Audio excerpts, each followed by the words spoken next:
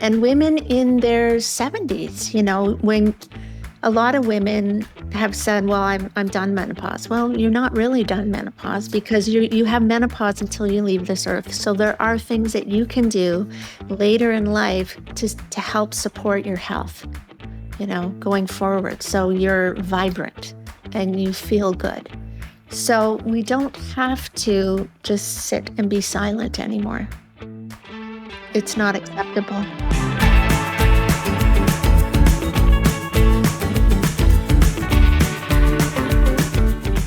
All right, let's dive right in, Angela. I want to start at the top. Let me get this right, you founded the very first National Menopause Show at the age of 58 years old, No, which is incredible. 57.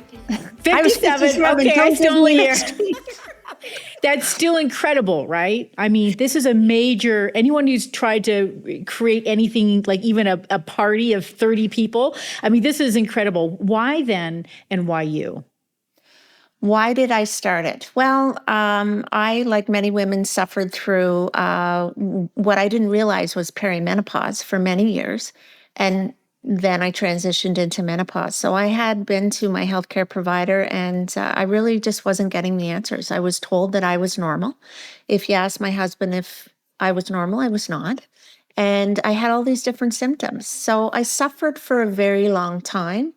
And I did find a doctor that could help me. And I wondered why was I so hesitant? And why didn't I know enough information? And the more I researched, I found that doctors, it's just not part of their curriculum, perimenopause and menopause in med school. So with the combination of having healthcare providers and we as women, we don't have a lot of information either. So I decided we needed to do something. And I happened to be married to a man that produces conferences and trade shows for the last 40 years. So I had the ability to make it happen. And so the National Menopause was born. And it was all the things that I wanted, the information, products and services that were going to help me with my path forward. So, Angela, you've described feeling dismissed. I think many women would resonate with that. And then you also, if I can share, watched your father's health journey and his decline. He had a terminal illness, right? And that really opened your eyes to how fragile our healthcare system is. And we're hearing this a lot, whether you're in America or in Canada. How did that experience become part of the catalyst for building something entirely new? Right. Well, through that very traumatic experience, it certainly gave me the strength and the confidence to move forward with the National Menopause Show. I knew that we needed to take steps to bring the healthcare providers and the patient together. We needed it. I saw my dad suffer for 7 months in the hospital, and we were his advocates. And I quickly learned that we have to be our own advocates. We have to find the path forward and we need support. So hence the National Menopause Show, I brought that together to make it easier for women. Yeah, and you're not a medical insider, right? Your background is in real estate and trade shows originally, a long time ago. You yourself were in trade shows. I'm sure that's where you met your husband. How did that combination of skills, and personal experience shape what became the National Menopause Show? Because I think this is just it's just so personal for you, right? It is very personal. And I think just having a sales background, I have the confidence to speak to people and just the experience with my dad. I mean, I've done a number of different events, philanthropic events, where we've raised money for whether it be children's charities or hospice. And these are events that I created and we gave all the money to charity. So I think I have a certain level of confidence. Some may say I just jump into things and hope, fingers crossed, but it's a whole community that makes these events happen. And also I had the confidence with my husband. I have an entire machine behind me and I'm sure I'm not the first woman that ever thought, oh, wouldn't it be a good idea to have a menopause show? I just happen to have like I said, the machine to make it happen, really. Yeah, and it's a huge endeavor. I'm sure there were some incredible wins early on, even if it again was personal, like just being introduced to the experts that were really part of changing the narrative around menopause, or influencers or whatnot. And maybe there were some surprises too, things that you learned when you start peeking under the hood. Can you share anything that really stood out to you? I think there's probably one of the best things we did was we created an advisory board that consists of doctors that are focused on menopause, women's health. And we also brought in the fold menopause champions, women that are really out there supporting other women and have a great understanding of what they're going through. So we had a lot of guidance, and that was very important. This journey really allowed us to learn and also provide women with evidence-based, expert-led information, education, which is really important. There's a lot of information out there on the internet, and it's very easy to Google your symptoms, and you'll have 10, 20 different ways to help you with those symptoms. And a lot of times you need to connect with a healthcare provider that can give you the right information. And I think that's key. We have to just eliminate all the noise and look at the science. And I think that's really what's going to help women. The National Menopause Show last year became a trusted source. And I can say that very confidently because we're seeing we have many more exhibitors this year, and also doctors over the 2 days of education. So that I think that's testament to following the science, and also taking the direction from our advisory board. And I think that that's really important, right? Because even though this was your brainchild and it's an incredibly personal investment, time wise, but also your own experience in trying to solve not just for you, but for a lot of other women that are entering menopause or in menopause and are confused and want to get reliable information, but yet you still went and created that advisory board. And I think that's important, right? You're not the one ultimately deciding who's in and who's not in. It's this advisory board. Is that correct? That is correct. Absolutely. Yes. So for women that are listening, that are thinking, I want to make change, where would I even begin? Let's take it back to you. What was the very first step that you took? In my menopause journey, Like, how did you go from listening to your doctor and then getting basically a second opinion? I started on hormones really, and it made all the difference in the world. The skies really opened up, and I did further research at that point where I felt that much better. I felt almost like myself again, and I thought this is to have that experience really opened my eyes even more. And I realized there were women out there that just, I mean, they're not getting any help. They don't have the education. They don't even know what's wrong with them. And I think we touched on this before, but a lot of women don't understand what function estrogen plays in their system, or progesterone. Like, I think you have to almost take it back to Menopause 101, and that's what we did at the National Menopause Show last year. We had these sessions, and it was Menopause 101. What is menopause? And I think for a lot of women, there's stigma attached to their symptoms. There's stigma attached to, the weight gain, the brain fog, and they don't really understand that it could be perimenopause. And how do you make those changes? How do you feel normal again? I had women at the show last year, and it really was amazing. And they came up to me and they said, I thought I was all by myself.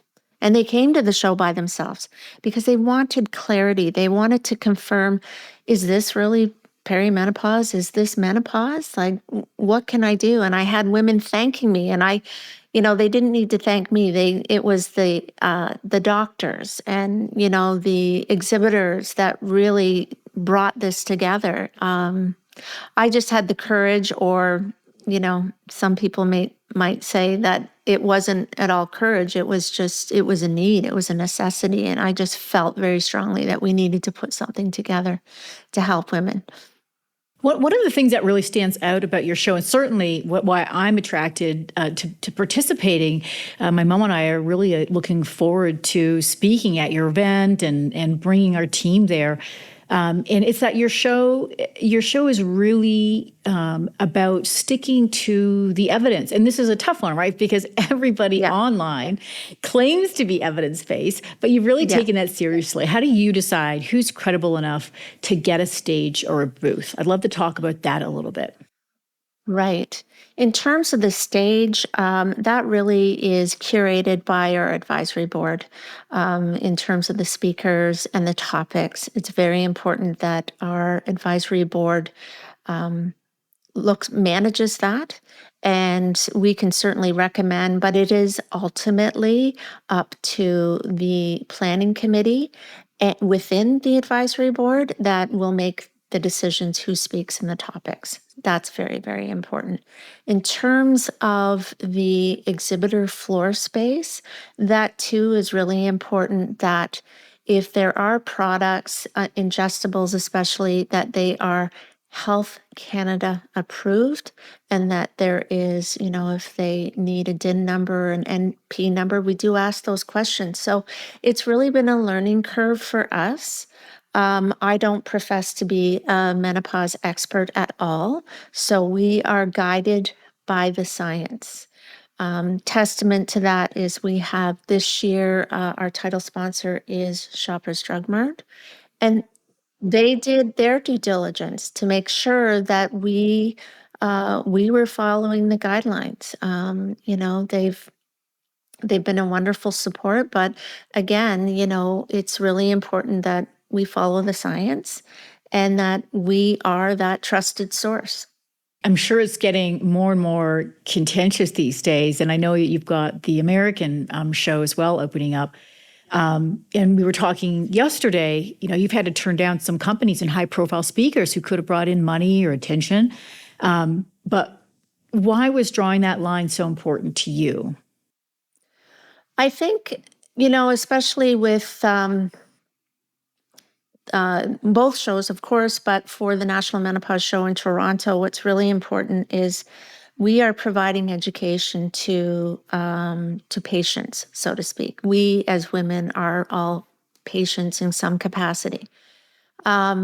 We are not only educating the patients, but we have a new healthcare provider track for educating healthcare providers, and that's on the Friday prior to the National Menopause Show for general practitioners, and also for nurse practitioners on the Saturday. So there's many levels of education at this event. So it's really important that, we have trusted sources, that the information we say we're providing is correct, and that we're following the science. That's really important. That's huge, actually. I just want to tease that out a little bit. You slip that in. There's education for doctors, and that's on the Friday night, correct? That's on the Friday during the day, and then for the nurse practitioners, it's on the Saturday. Mm-hmm. And doctors and nurse practitioners that are interested in following up there, and I'm sure there's a ton that are going to be listening that are interested in that. Where would they find that information out? That information can be found on the website. There is something separate just for the HCP healthcare providers. So that is not something that I'm involved in. That's very much a planning committee, a scientific committee that has driven that. So I really can't speak to a lot of that information, but I can. You just know it's happening. Yeah, that is separate from the National Menopause Show, but it is in combination, especially with the nurse practitioners on the Saturday. That's huge because you got to educate the educate. Like, yeah. Yeah, we're encouraging all the healthcare providers to come over the weekend, and of course, they'll have passes to do that as well. So it's And a they get really credits for that. yes, and that's the doctors do for the nurses. You know, there's so many nurse practitioners out there that are in that age group as well that, you know, they've worked long shift hours and so forth, and menopause has been very disruptive to them. So it's twofold. It's this event really is a hybrid event that's bringing different layers of education to the public and to the healthcare providers. It's really exciting. It's not only has your show grown, because last year it was just one day, and it was really about, I think, right? It was really about educating Jane, right? The civilian, the gal, us. But now it's branching out more into also bringing in education for the providers, and that's huge because we do know that the medical system is fragile. I was listening to someone on. Maybe it was Amanda Thieves' Instagram page, or maybe it was Melissa Grello's. But there was a doctor saying that it takes about, maybe I'm going to get this number wrong, but something like 7 years or more to create a new doctor in the Canadian system, and we're looking at a shortage. A real shortage. And so this is alarming, of course, because then we also have this, this whole new space of women's health. I mean, it's not new, but we're actually focusing on it. And then we've got to add that into the mix and get education and normalizing conversations around menopause. I think it's important that women have access to care, and this is one of the components of the show. It's access to care. So there are different areas or different options for women. When they come to the show, they can see what their options are, and what are next steps. How can they get help, whether it's private healthcare or if it's public healthcare. Just we want to be able to give women options. That's really, really important. Yeah, and trying to get the conversation more on the same page. Again, it's just so tough for your average Jane, to get into this space and hearing experts vehemently disagreeing and in fact not even having conversations. It's alarming. Well, what am I supposed to do? Am I supposed to go left or am I supposed to go right? Do I take the red pill? Do I take the blue pill? And so it's really important that we have these same page conversations. There is a lot of confusion out there, and we want to be able to provide clarity. Yeah. The feeling is come to this show and you'll walk away with clarity versus more, in Instagram, it's just so noisy. And so let's talk about that a little bit. The conversation is getting crazy. I think you've probably seen massive changes just in, well, the menopause show was last year, but you would have created that, 1 year runtime. So let's say 2 years, you've probably seen massive changes in this space, both for the good and for the not so good. We're seeing, of course, testosterone. We're seeing GLPs being sold as the be all and end all for menopause now. All kinds of supplements. We've got influencers charging 6 figures to speak about menopause. How do you keep your event open to dialogue without it becoming this free-for-all? I think we just go back to evidence-based and expert-led. I think that's really important. It's very easy to Google, and I mentioned that earlier. It's very easy to go online, to go onto Instagram and see what the latest and greatest is. But I think what the National Menopause Show offers is something tangible, where we have curated a phenomenal program over 2 days, and also a phenomenal exhibit floor with trusted products and services. And I think that's a really good starting point for women to come to the show and see what the science is telling us and make your decision from there. We have to be able to give women options, and you can make up your own mind what you want to do. But if we're doing women a real disservice if we don't have the right information, the right education for them. So I think for 2 days, you can come and you're going to learn something new every single day. We're not repeating the program. Can you tell us a little bit the space? Like how many people are going? How many even if it's roughly like you're going to come to the show, it's 2 days. You've got speakers. Can you give us an idea of the lineup? And then in terms of the booths, what can somebody experience? Why would they want to come to the show? What are they going to find out about? Can you talk about that at all? Sure, sure.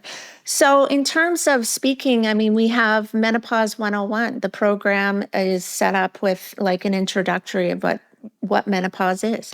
We have, topics on brain fog, sleep, obesity, weight gain, skin, hair changes, all the things that we're not really talking about, or maybe some of the things that we don't really realize some of the symptoms are connected to perimenopause. So it's mental health. Mental health is so important. A lot of times women, in their 30s and 40s, there's a lot of changes happening in their world, whether they're done having their babies or we're in the sandwich generation with our parents, caregivers, kids going I've off never to heard of that university. before, the sandwich generation, but it's bang on. You've got the elderly that you're taking care of, you got kids going through college, or, it's a lot. It is a lot. And careers. A lot of these women are handling their hormones, mom and dad, kids, and they're at the pinnacle of their career. They have financial stress and responsibilities. Right, right. So it's, and then you have your health on top of that, which a lot of times we're not taking care of ourselves the way we should because we're multitaskers and we're looking after everybody else but ourselves. And how do you take care of your health, right? Beyond pharmacological intervention. I mean, that's always, there's like every year there's a new fad. Do this, eat protein, don't eat protein, eat fat, don't eat fat. There is a lot. There is a lot out there, a lot of noise, really. And what I've seen is since we started this event or launched this event, there's a lot of companies and individuals that are capitalizing on menopause, so to speak. And it's a little discouraging at times because menopause can lend itself to many different interpretations, but we have to, again, go back to the science. And I think that's really what's going to drive the success of this event is we are a trusted source. We have Shoppers Drug Mart, who is exhibiting at the show. They have one of the largest booths there. We're really excited. I'm not sure exactly what they're going to do, but I know there's lots of fun things that they're going to be bringing into the fold. They'll have a lot of representatives there. We have some private clinics there. We have, it's layered and layered and layered with really cool things. There's companies that will be launching their products at our event, which is really exciting. So it's fun. Last year it was fun. It was so exciting, just to see all these women and we didn't give ourselves enough time. We had women line up at 8:30 in the morning and they left at 7 o'clock at night. That's why we're running it over 2 days. So we don't have that mad rush of, it's going to be a little bit calmer. It's just going to be a little easier to get around. It was wonderful from a show perspective, but from an attendee perspective, we want to make the experience even better for them. So it's over 2 days. It's going to be fun. There's all kinds of really, really cool, interesting products and services that are going to help with women's health. If you want to talk sex, you can talk sex or just pelvic health, brain health, you name it. We have it at this show. So if you're a woman that is, say you're in this small town in Ontario and you're having a hard time even, because I know it can be hard if you don't have a family doctor. It's even there's a wait list to even get to see another family doctor, and then depending on your location, that can be challenging. So I'm thinking of someone coming to this show. What could she hope to get out of this beyond education? Will there be a way, as other apps that you can hook up with a provider, or get some, like as you said, tangible outcomes, tangible help? There's a number of companies on the show floor that do have apps, access to them, to their information, their products and services online. You mentioned a small town girl. That's exactly what I am. I'm a small town girl, and It can be tough in Canada right now. My mom doesn't have a family doctor. I mean, that's crazy. It's crazy that it's access to Praying care. with Joan doesn't have a family doctor. Wow. Good thing she's so healthy, right? Yeah. Well, we went to Cleveland Clinic. I'm like, let's get her into Cleveland Clinic, and we had her fully done. But that's not always an option for people too. It's not always an option, but there will be options for women if they come to the show, and they can have, number one, a better understanding of what they're going through and what next steps are. And there's products and services on that show floor that can support them in their journey, that will really support them. And, there's different levels of care, as we know, in Canada. And we want women to leave the show feeling empowered and feeling like they have a plan. The most important thing is what the show, and I was hoping for last year, and I was just so amazed, was we really created a community. It's a safe place for women to come in and just talk. Everybody has this common thread. All these women have, and the smiles on their face it was incredible. The energy in the hall was unbelievable. It was like Christmas morning, really. It was just like, wow, we found our space. So I'm so excited about that. So excited. Mm-hmm. I honestly, I can't wait to be there. And I'm so glad to be part of it in a small way and just get that message out there.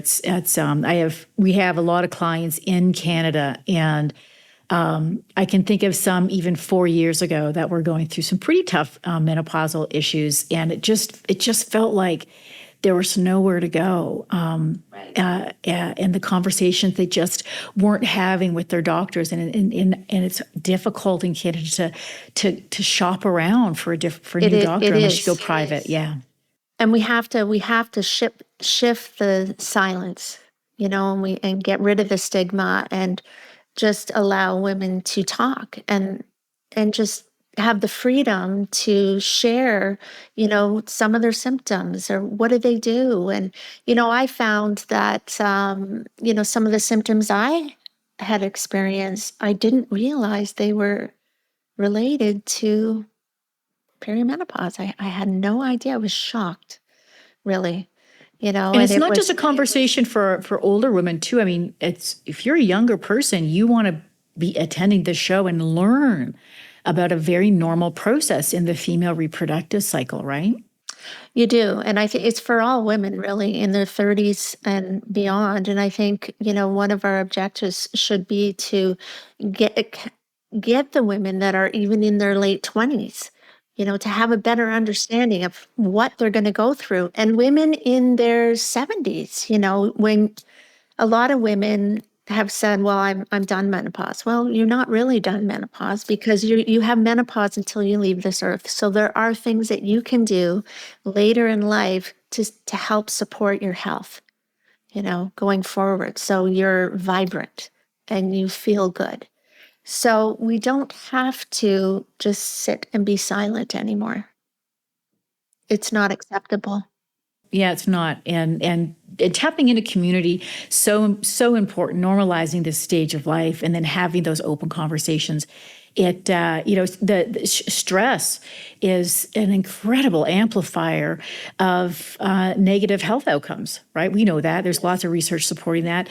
Normalizing these conversations, having an outlet, being able to talk about these things, get a resolution, start that journey towards better health, whether it's pharmacological or it's, understanding your lifestyle has to change. I think I had Dr. I think it was Dr. Stuart Phillips was on the show, and he was saying, when the older you get, and this is for men and women, you have to become more precise. When you're younger, you can kind of do whatever, and the paint will land. But as you get older, you've got to be more precise about what are the things that you're going to implement for your personal lifestyle, your routine that give you that, as you said, that thriving, abundant lifestyle, not just ticking off the years on the calendar, but you want to jump out of bed and be agile and ready to take a bite out of life until you go.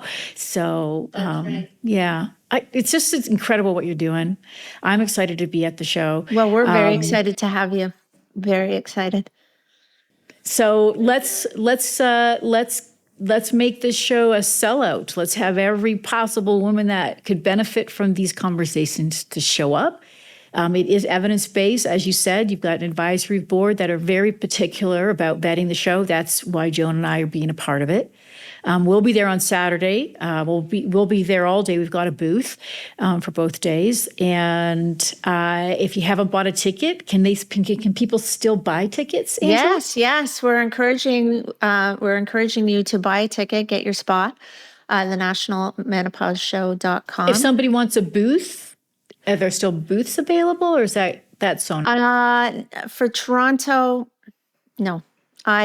We have sold out the show, and then we expanded, and no, I don't think there is. Certainly if a company is interested, they can give us a call.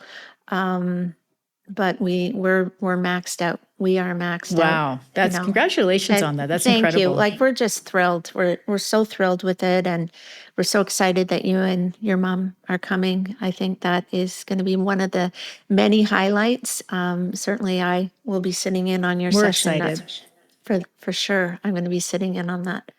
I'm going to try and sit in on, I need this show. I need this show. I need to learn from one year to the next. So really, the shoemaker's kids have no shoes. So I just, last year didn't have the time to sit in on every session, but this year.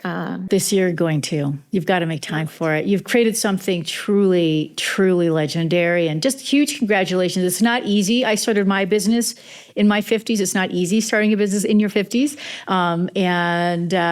Despite everything, despite menopause and symptoms and all of that, you've created something, a beautiful platform that has undoubtedly helped hundreds, if not thousands of women. So keep on going. Well, thank you, Michelle. We're really excited. And you know what? It's inspirational for, you to come on or to ask me onto the podcast. And, you started your business a little later in life. And I'm fearless, I think, because I have women supporting me like yourself. And women need to support women. We do. We need to support women because we're all in it together. Mm-hmm. We're all in it together. That's a good byline for the show. Thank you, Angela, for being on the show. And guys, thank you. All the information to attend the shows in the show notes. Please share this podcast with a friend that needs to hear this. The show is going to be incredible, and we'll see you there.